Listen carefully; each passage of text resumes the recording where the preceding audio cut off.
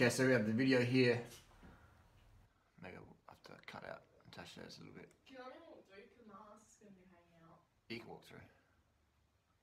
I'll edit it. Maybe. Just had to edit that bit out. That was definitely not the vegan jerseys. They sold so well. Running tips, how to smash a 5K PR. Here with durianrider, the non-conventional running coach. So, what makes me... Who's throwing blueberries at me? Tasha's throwing blueberries at me. Yeah, she's hiding. So anyway, today's video is sponsored by, unsponsored by Driscoll's. Throwing blueberries around the house. So anyway, so what you want to do as a runner, I did 5K just before. Blueberries not too bad. I should play for blueberries in the world. So yeah, 5K video. Natasha, what are you doing on the floor naked? We are. Anyway, all right. Let's get to the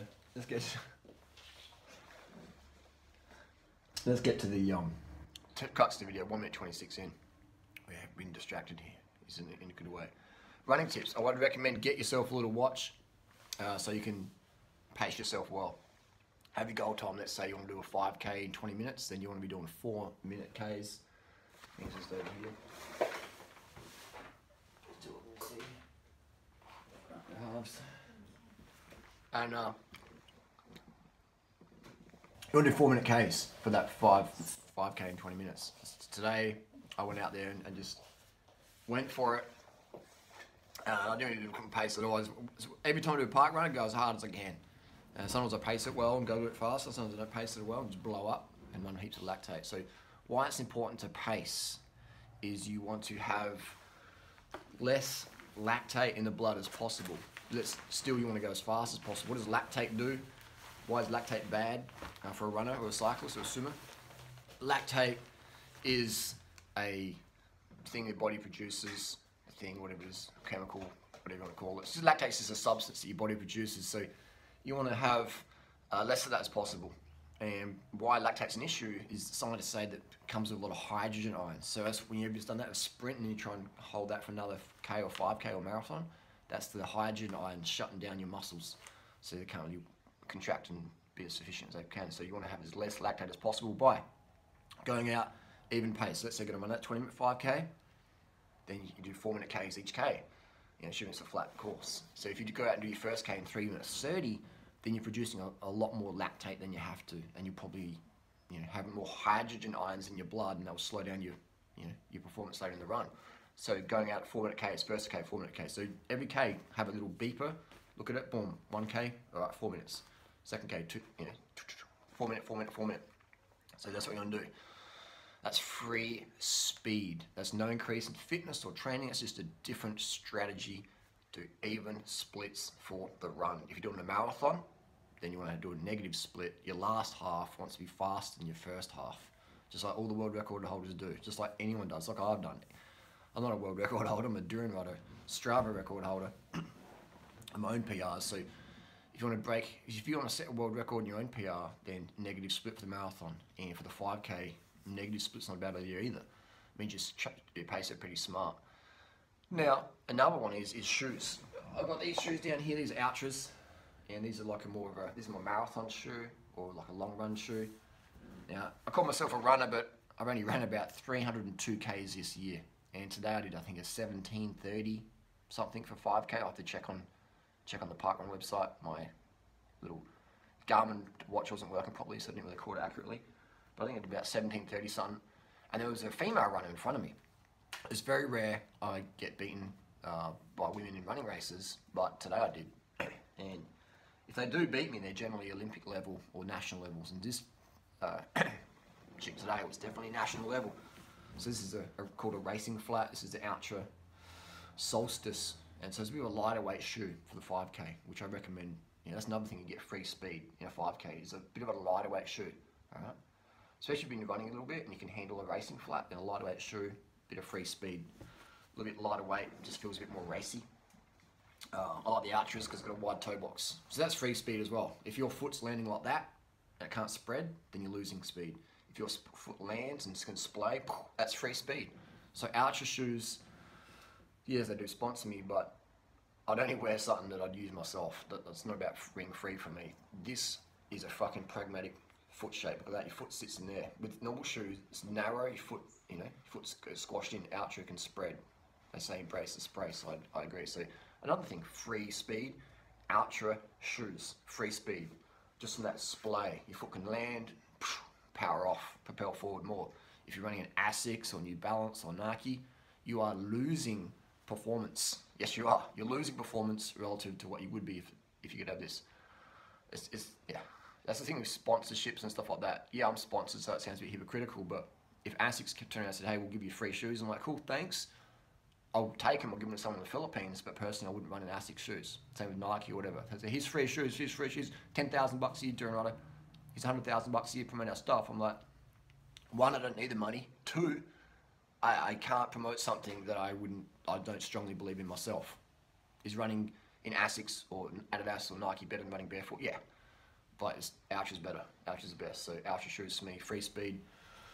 And people are like, are you crazy? You 100 grand, you wouldn't. I don't know, man. Like, for me, it's quality of life. You know, that's just, money doesn't rule me. I mean, money's handy, and I love having money, but it ain't my deciding factor every day in terms of life quality.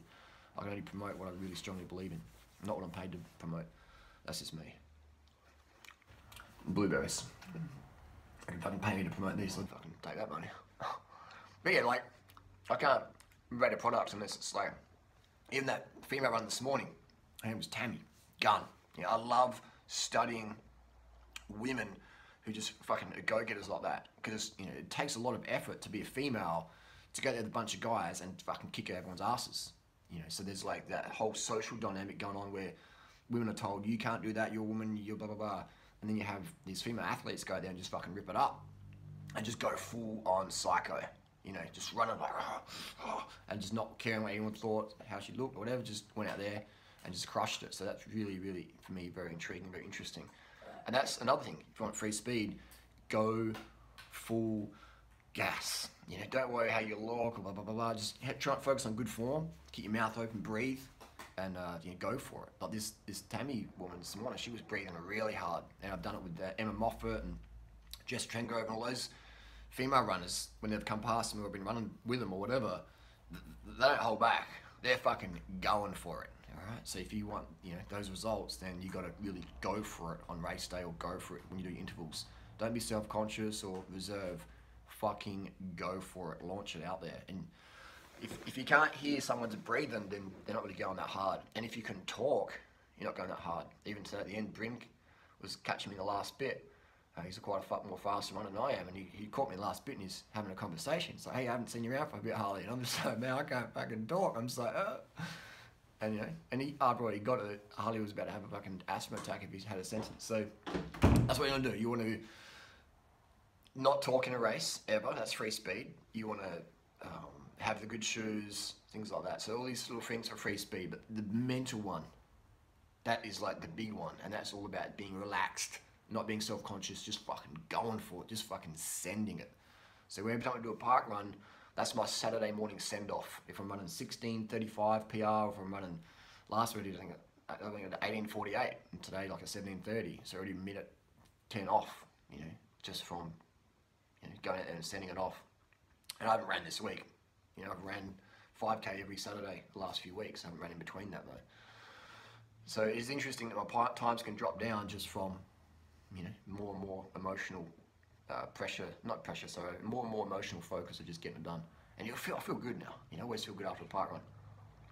Just like a big release. Big release. So these are ADD productions I make. It's like cycling jerseys. I remember cycling jerseys have a really heavy mesh on the front, which is good in winter, but summer it sucked. You know, but now we have lightweight mesh on the front.